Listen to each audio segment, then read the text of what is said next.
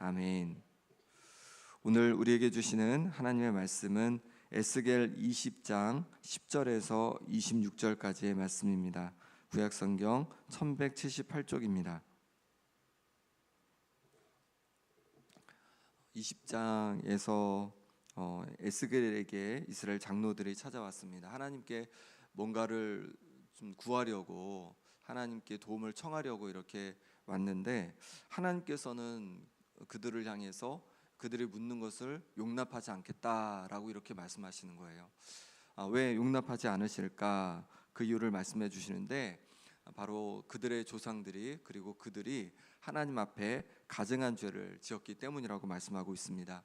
어제 살펴보았던 1절에서 9절에서는 하나님께서 택하신 이스라엘이, 그들의 조상이 애굽에 있을 때에 가증한 일을 행한 것을 말씀해 주셨습니다. 오늘 우리가 읽은 10절에서 26절 말씀에서는 광야에서 이제 하나님께서 애굽에서 그들을 광야로 인도해 가시는데, 광야에서 이스라엘 그들의 조상들이 행한 그 가증한 일을 말씀해 주고 있습니다. 가증한 일을 말씀해 주실 때 그것도 두 부분으로 나눠서 말씀해 주시는데, 먼저 10절에서 16절에서는 출애굽 1세대가 하나님 앞에 행한 가증한 일에 대해서 말씀해 주시고, 그 다음에 17절에서 26절에는 이들의 자손 출애굽 2세대가 행한 가증한 일에 대해서 그렇게 나누어서 말씀해 주고 있습니다. 10절 11절 말씀을 같이 읽어 보겠습니다. 그러므로 내가 그들을 애굽 땅에서 나와서 광야에 이르게 하고 사람이 준행하면 그로 말미암아 삶을 얻을 내 율례를 주며 내 규례를 알게 하였고. 아멘.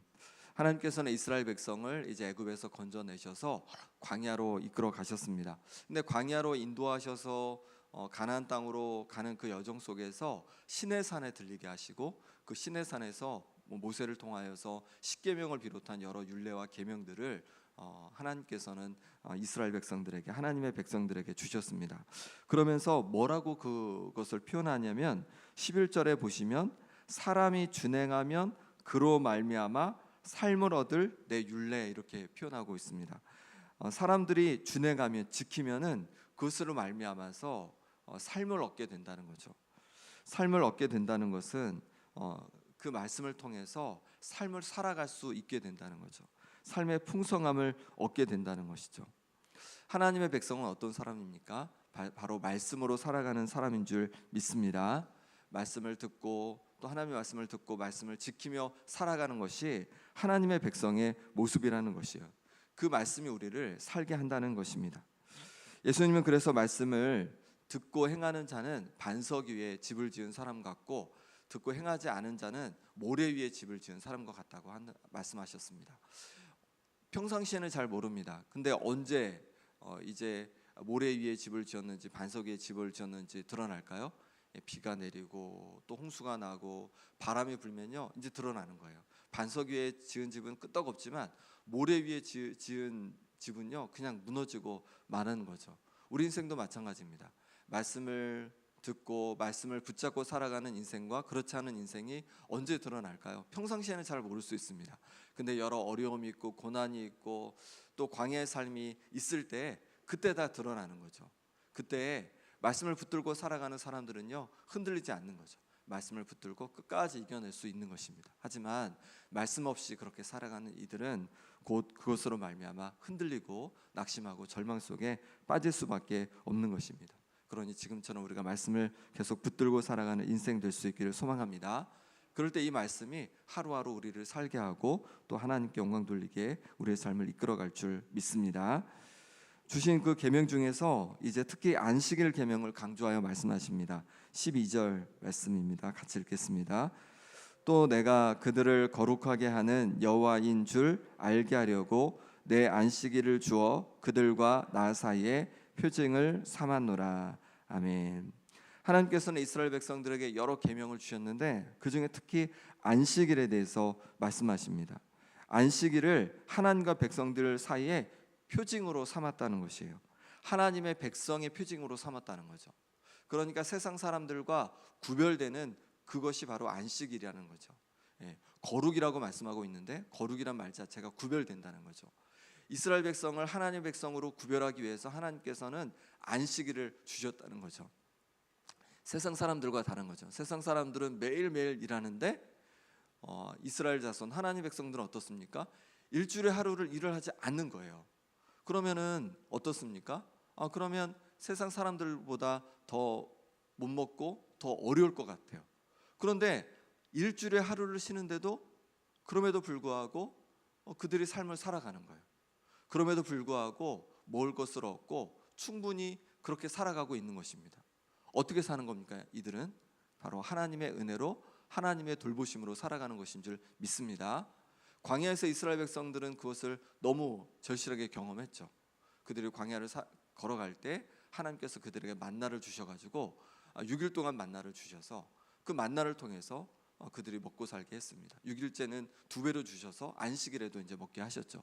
그로 말미암아서 그들이 살아가는 것이 그들의 노력과 힘으로 살아가는 것이 아니라 하나님의 은혜로 살아가는 인생임을 드러내 주신 거죠.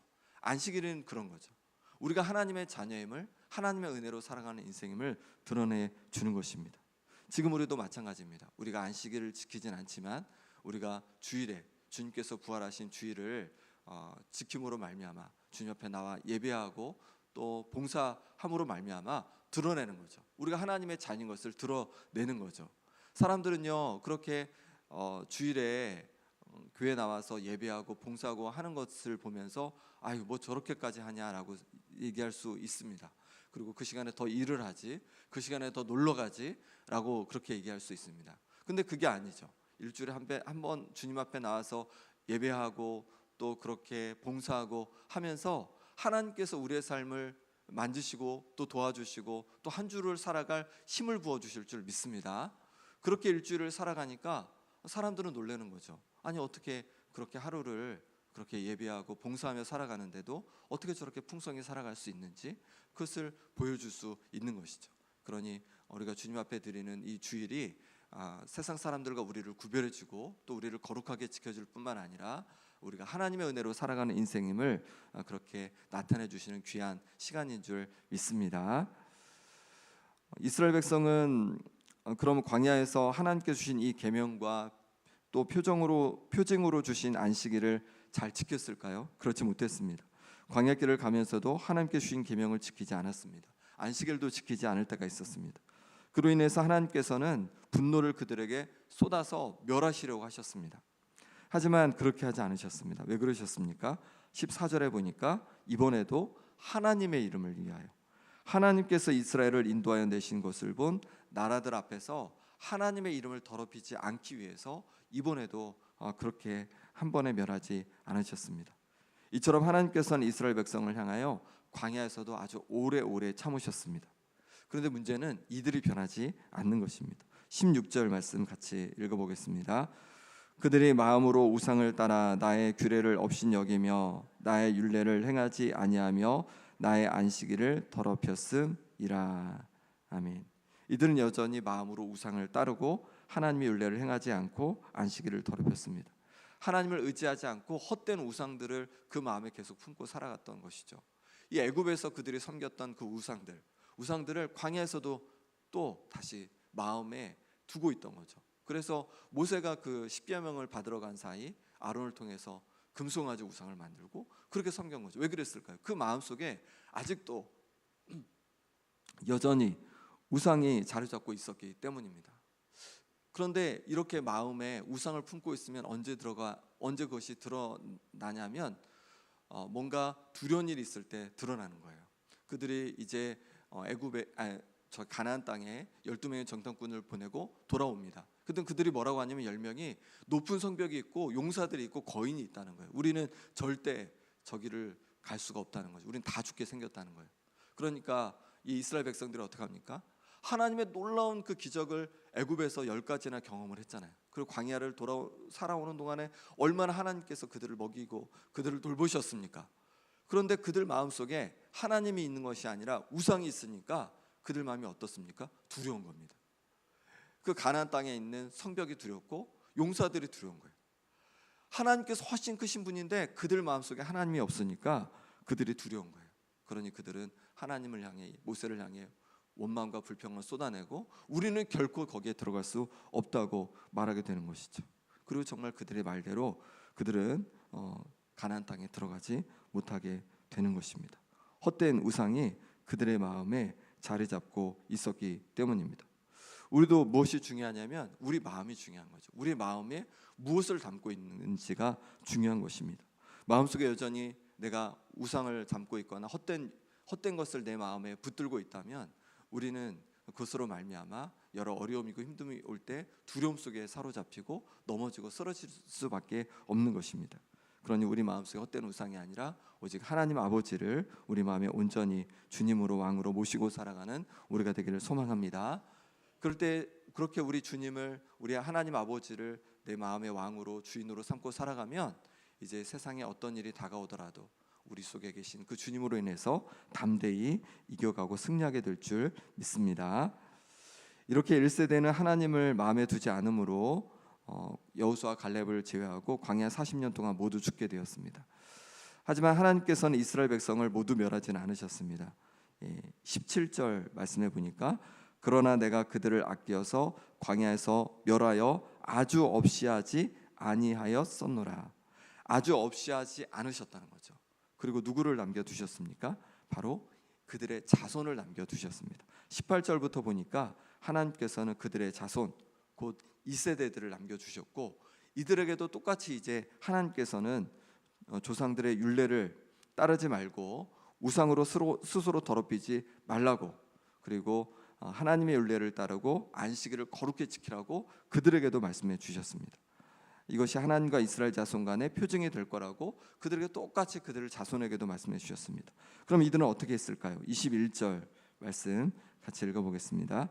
그러나 그들의 자손이 내게 반역하여 사람이 지켜 행하면 그로 말미암아 삶을 얻을 나의 율례를 따르지 아니하며 나의 규례를 지켜 행하지 아니하였고 나의 안식일을 더럽힌지라. 이에 내가 이르기를 내가 광야에서 그들에게 분노를 쏟으며 그들에게 내 진노를 이루리라 하였으나. 아멘. 이 세대들도 마찬가지였다는 거예요. 하나님 앞에 반역을 했다는 거예요. 앞선 저 민수기나 이런 부분에서는 잘 나타나지 않지만 여기에서 분명히 알려주고 있는 거죠. 이 세대들도 광야에서 하나님의 율례를 제대로 따르지 않고 또한 안식일을 더럽히고 이런 가증한 일들을 행했다는 것입니다. 그럼 하나님께서 이들에게 어떻게 하실까요? 이들에게도 하나님께서는 다시 기회를 주시는 것이에요. 하나님의 이름을 위하여 그들을 가나안 땅으로 그럼에도 불구하고 인도해 주셨습니다. 하지만 그들을 들으시기 전에 한 가지 말씀을 하시는 거예요. 23절 말씀입니다. 또 내가 내 손을 들어 광야에서 그들에게 맹세하기를 내가 그들을 이방인 중에서 흩으며 여러 민족 가운데에 해치리라 하였나니. 아멘. 이번에도 하나님께서 손을 들어 맹세하신다는 거예요. 앞서도 어제 본 표현에도 손을 들어서 맹세하셨다고 하죠. 이스라엘 백성을 하나님의 백성으로 내가 손을 들어 맹세하면서 택했다라고 말씀하시고 또 그들을 가나안 땅으로 들여 보내기로, 애굽에서 인도하여서 가나안 땅으로 보내기로 손을 들어 내가 맹세했다라고 말씀하고 있습니다. 그런데 이번에도 손을 들어 맹세하십니다. 그런데 이번의 내용은 좀 다릅니다. 뭐라고 하시냐면 계속하여 하나님께 반역하는 이스라엘 자손들을 여러 민족 가운데 흩어버리기로 맹세하셨다는 거예요. 흩어버리기로 맹세하셨다는 거예요. 아직 요단강을 건너기 전입니다. 요단강을 건너기 전인데 그들에게 하나님께서는 이미 이렇게 작정을 하셨다는 거예요. 왜 그럴까요? 왜냐하면 그들의 마음 때문인 거죠. 24절 말씀을 보시면요, 같이 읽어보겠습니다. 이는 그들이 나의 규례를 행하지 아니하며 나의 율례를 멸시하며 내 안식일을 더럽히고 눈으로 그들의 조상들의 우상들을 사모함이며. 하나님의 율례를, 규례를 지키지 아니할 뿐만 아니라 그들 마음속에 우상을 사모하는 마음이 여전했다는 거예요. 그들의 마음이 전혀 바뀌지가 않았다는 것입니다. 25절 26절 말씀 같이 읽어보겠습니다. 또 내가 그들에게 선하지 못한 율례와 능히 지키지 못할 규례를 주었고 그들의 장자를 다 화제로 드리는 그 예물로 내가 그들을 더럽혔음은 그들을 멸망하게 하여 나를 여호와인 줄 알게 하려 하였음이라. 아멘. 25절을 보면 이상한 표현이 있습니다. 선하지 못한 율례와 능히 지키지 못할 규례를 주셨대요. 그건 정말 하나님의 말씀이 선하지 못한 거고 능히 지키지 못할 건가? 그렇게 말씀하시는 것이 아니죠. 하나님 말씀이 그런 것이 아니에요. 왜냐하면 앞서도 말씀하신 것처럼 이 말씀은 사람들을 살리는 말씀이라고 말씀해 주셨기 때문에 그래요. 근데 왜 이렇게 표현할까요? 그들이 이렇게 여겼다는 거죠. 그들이 하나님의 말씀을 바라볼 때 선하지 못한 것으로, 능히 지키지 못할 것으로 그들이 그렇게 여기고 이 하나님 말씀을 거부했다는 거예요. 그리고 무엇을 쫓았습니까? 우상을 쫓은 거죠. 그리고 가나안 땅에 들어가서도 이제 심지어 어떻게까지 자식들을 그렇게 불 가운데 지나게 하는, 몰렉에게 제사 지는 그런 우상을 섬기는 정도로 그들이 부패하고 타락해 갈 것을 이미 말씀해 주고 계신 거죠. 무엇 때문입니까? 결국 그들의 마음 때문인 거죠. 그 마음에 하나님을 마음에 모시지 않고 그들의 마음이 부패하여서 우상을 사모하고 우상을 섬긴 것을 아셨기 때문입니다. 그들의 마음이 십사이 변하지 않을 것을 아셨기 때문에 그런 거죠. 그리고 결국 가나안 땅에서 계속 그들의 죄를 쌓아가다가 결국은 북이스라엘은 아수르의, 남유다는 바벨론에 멸망당하고 흩어지게 된 거죠. 그래서 지금 이 시점에서 에스겔과 함께 유다 백성들이 바벨론의 포로로 잡혀온 것입니다. 여기서 우리가 다시 한번 확인할 것은, 중요한 것은 우리의 마음이라는 거죠. 마음이 바뀌지 않으면요, 아무리 말씀을 많이 듣고 그래도 사람이 바뀌지가 않는다는 거예요. 변하지 않는다는 거예요. 마음이 중요하다는 거예요. 하나님께서는 그것을 아셨습니다. 그래서 이제 새 언약을 주셨는데, 구 언약, 옛 언약은 이제 돌판에 하나님의 말씀을 새겨주셨다면, 이제 새 언약은 어디에 새겨주신다고 말씀하시냐면 우리의 마음에 새겨주신다고 말씀하시는 거죠. 어떻게 마음에 새겨주십니까? 바로 하나님의 영이 성령을 우리에게 보내주셔서 우리 마음에 새겨주시는 줄 믿습니다. 예수 그리스도를 통해 우리 죄를 용서해 주시고 예수님께서, 우리 주님께서 보내신 성령을 통하여서 우리의 마음을 바꾸어서 우리가 새로운 삶을 살아갈 수 있도록, 새 삶으로 살아갈 수 있도록 우리를 바꿔주실 줄 믿습니다. 그러니 성령으로 나를 충만케 해주시라고, 성령께서 나를 새롭게 해주시라고 우리가 구할 수 있기를 바랍니다. 누가복음에 보면 구하고 찾고 두드리라 말씀하십니다. 그러면 성령을 주신다고 말씀하시는 거예요. 마태복음에서는 좋은 것이라고 말씀하시는데 누가복음에서는 그것이 성령님을 우리에게 말씀해 주고 있습니다. 그러니 우리가 성령 충만을 구하며 살아갈 때 성령께서 우리를 다스려 주시고, 그럴 때 하나님께서 우리 마음 중심에 오셔서 온전히 우리를 다스려서 하나님의 자녀된 삶으로 살아가게 하실 줄 믿습니다. 오늘도 성령 충만함으로 하나님 앞에 영광 돌리는 우리의 삶이 될 수 있기를 바랍니다. 함께 기도하겠습니다. 이 시간 기도하실 때 우리에게 하나님의 말씀이 필요합니다. 말씀의 인도함을 받을 때 우리 인생이 흔들리지 않는, 요동하지 않는 인생, 주님의 인도함을 받는 인생이 됩니다. 하나님 아버지, 내게 말씀하여 주옵소서. 내게 늘 말씀하여 주옵소서. 그래서 그 말씀으로 살아가는 인생이 되게 하여 주옵소서. 하나님 아버지, 마음이 바뀌어야 나의 삶이 바뀝니다. 성령님, 내 가운데 오셔서 나를 다스려 주옵소서. 내 힘으로는 말씀에 순종할 수 없습니다. 내 능력으로는 거룩한 하나님의 자녀로 살아갈 수 없습니다. 성령님, 내 가운데 오셔서 내 마음을 바꾸어 주시고 내 마음 중심에 하나님께서 온전히 임하여 주옵소서. 내 심령을 새롭게 하여 주시옵소서. 함께 기도하고 또 아픈 환우들을 위해 우리 김몽자 권사님, 유재선 성도님, 오기숙 권사님, 김정혜 권사님, 윤정복 장로님, 이규대 집사님, 전명숙 권사님, 이덕수 권사님, 조대현 장로님, 현노아 아기 위해서 회복하도록 기도해 주시고, 또 여러 가지 삶의 문제, 어려움 속에 있는 성도들, 경제적인 어려움 속에 있는 성도를 위해서 기도해 주시고, 또 오늘은 소망 요양원과 김영 행복한 지역 아동센터를 위해서까지 함께 기도하겠습니다.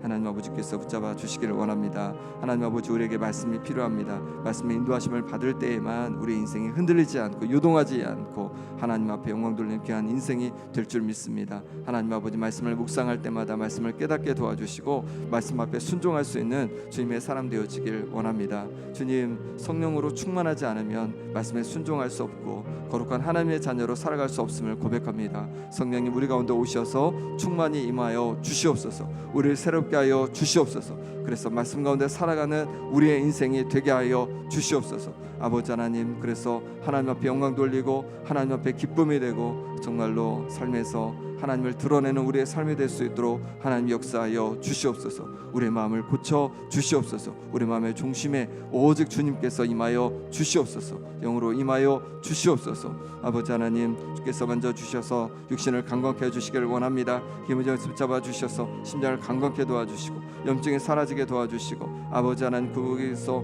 노임받게 도와주시옵소서. 하나님, 인대가 잘 붙게 도와주시고 하나님께서 우리가 회복되게 도와주시고 또 아버지 하나님께서 주신 은혜를 통해서 하나님 아버지 모든 뼈가 잘 붙는 역사가 있게 하여 주시옵소서. 또 아버지께서 은혜 주셔서 능히 회복되어지길 원합니다. 하나님, 능력의 손길로 회복하여 주시옵소서. 아버지 하나님, 주께서 붙잡아 주셔서 신장을 강건케 하여 주시옵소서. 하나님 보신 은혜를 누리게 하여 주시옵소서. 영혼과 아동센터 가운데 하나님 아버지 은혜 부어 주시기를 원합니다. 성령으로 기름 부어 주시옵소서. 하나님께서 부으시는 역사로 말미암아서 아버지 하나님 새롭게 하여 주시고 아버지 하나님 능력을 부어 주시고 하나님의 사랑이 전해지게 도와주시고 놀라운 구원의 역사가 이루어지게 도와주시고 아버지 하나님 함께 일하는 모든 분들 가운데 그 가정에 하나님의 평안을 부어 주시옵소서. 하나님 아버지 도와 주시옵소서. 하나님 만져 주시기를 원합니다. 주님 은혜를 부어 주시옵소서. 주님 함께하여 주시옵소서. 흥년을 기름 부어 주시옵소서.